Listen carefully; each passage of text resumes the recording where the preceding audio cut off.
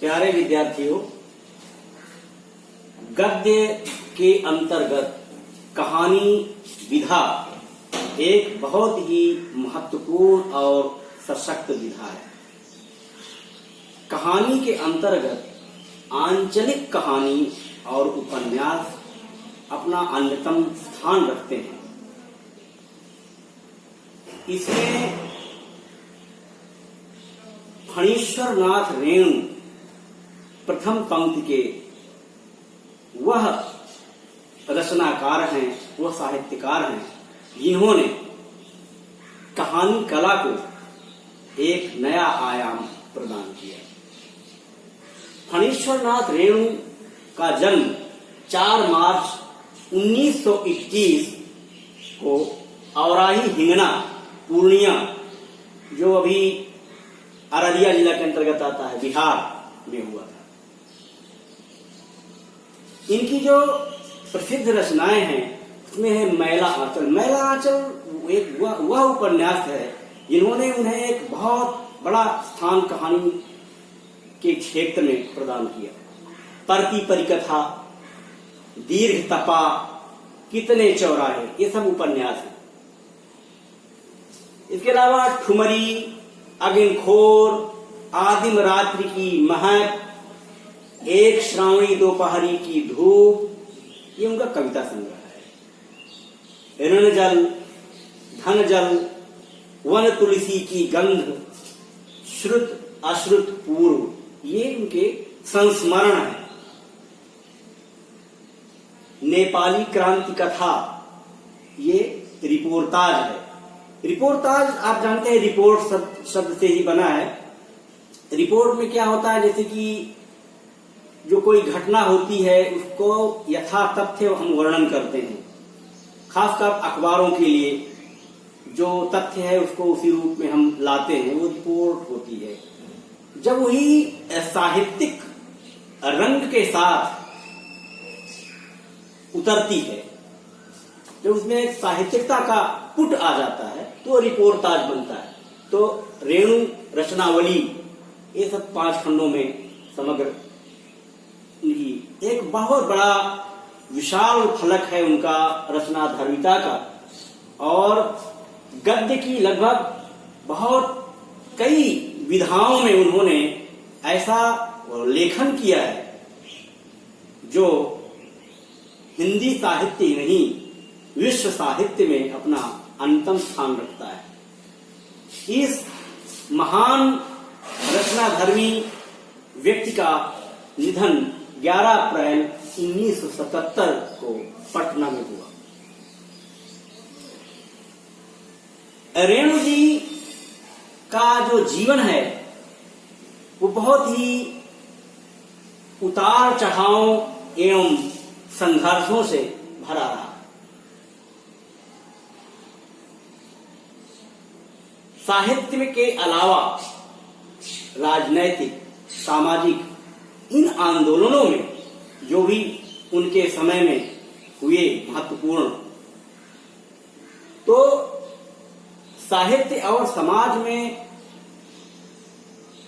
एक नई क्रांति लाने के लिए उन्होंने इन सभी आंदोलनों में सक्रिय भूमिका निभाई, महत्वपूर्ण भूमिका निभाई। मैला आंचल, जैसा कि हमने चर्चा की है, ये 1954 में प्रकाशित हुआ था और इसके प्रकाशन के साथ ही हिंदी उपन्यास में एक नई राह निकल पड़ी, एक नई दिशा मिली कहानी कला को। मैला आंचल यानी कि आंचलिक का एक उपन्यास है। तो आंचल जो ग्राम और उसका जो परिवेश है, उसकी जो भाषा है, गांव की संस्कृति है, जैसे उसके लोकगीत हैं, वहां का जनजीवन है, लोक जीवन है, वहां के लोकनायक हैं, इन सारी अवधारणाओं को समेटते हुए उन्होंने रचना की और एक तरह से वो अंचल विशेष ही नायक के रूप में प्रस्तुत हुआ है। उनका अंचल एक तरफ शस्य श्यामला धरती से युक्त है तो दूसरी तरफ धूल भरा और मैला भी है। उन्होंने मैला आंचल की भूमिका में लिखा है, यहाँ धूल भी है, शूल भी है और सुगंध भी। तो इस तरह से उन्होंने ग्रामीण जीवन को अपने उपन्यासों में, अपनी कहानियों में समग्रता में प्रस्तुत करने का प्रयास किया है। हम जो पढ़ेंगे आज, उनकी एक बहुत ही महत्वपूर्ण कहानी है, प्रतिनिधि कहानी है, पहलवान की ढोलक। ये पहलवान की ढोलक एक ऐसी कहानी है जिसमें रेण जी की कहानी कला की लगभग सारी विशेषताएं एक साथ दिखाई पड़ती हैं।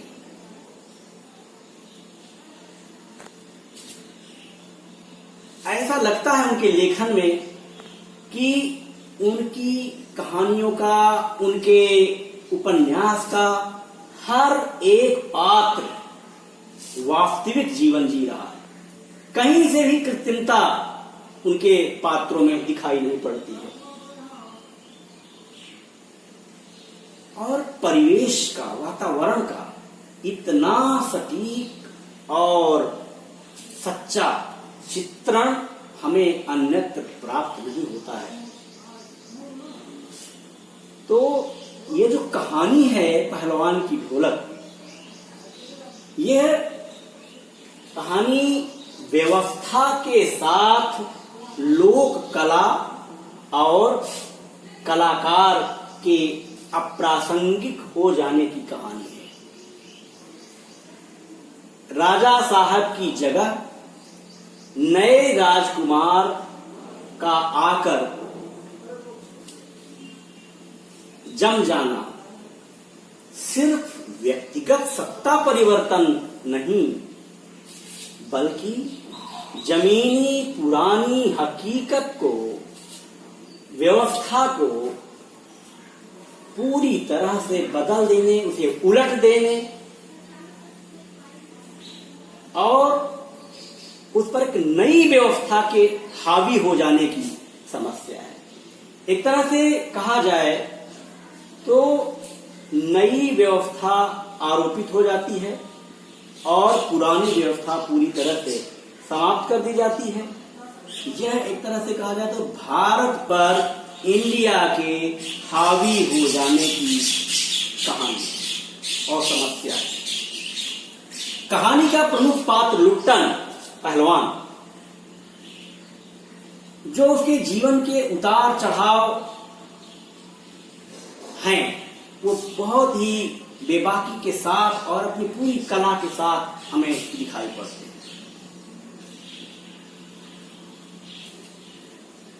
लुट्टन पहलवान को लोक कलाकार के आसन से उठाकर पेट भरने के लिए विवश कर देने वाली ये बहुत ही दारुण कथा है। फिर भी पहलवान की जीवटता उसे मरने नहीं देती, उसका हौसला टूटने नहीं देती। उसके अंदर जो जीवटता है, जीने की जो ललक है, जिजीविषा है, वह उसे ढोल के बोल में अपने आप को न सिर्फ जिलाए रखता है, बल्कि भूख व महामारी से लड़ने की ताकत भी देते हैं। इसमें कहानी में आता है कि यद्यपि इस ढोल की आवाज में कोई उपचार नहीं है, ये कोई दवा नहीं है, लेकिन फिर भी महामारियों से दम तोड़ रहे लोगों के अंदर मृत्यु का भय समाप्त हो जाता है। एक जब वो ढोल बजता है तो उसकी आवाज में उन्हें दंगल का दृश्य दिखाई पड़ता है और उनके शिराओं में रक्त प्रवाहित हो जाता है, उन्हें ताजगी महसूस होती है और वो हंसते हंसते खुशी खुशी जीवन त्याग देते हैं, उन्हें मरने में कोई तकलीफ नहीं होती है। तो कहानी के अंत में जो बहुत ही दारुण है, कहानी के अंत में भूख महामारी की शक्ल में आए मौत के षड्यंत्र,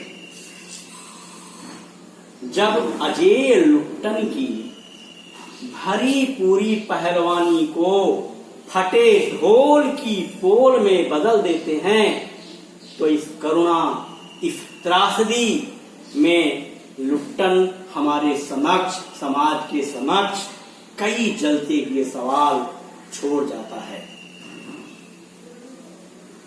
जिन सवालों पर, ये एक ऐसी कहानी है जो लुट्टन की कहानी, ये केवल लुट्टन की कहानी नहीं है, बल्कि यह हमारे प्राचीन ग्रामीण व्यवस्था, वहां की समस्या, सबकी समस्या, गांव की समस्या, पूरे गांव की समस्या इसमें हमारे सामने आती है। धन्यवाद, और बाकी बात हम इसमें अगले वीडियो में करेंगे।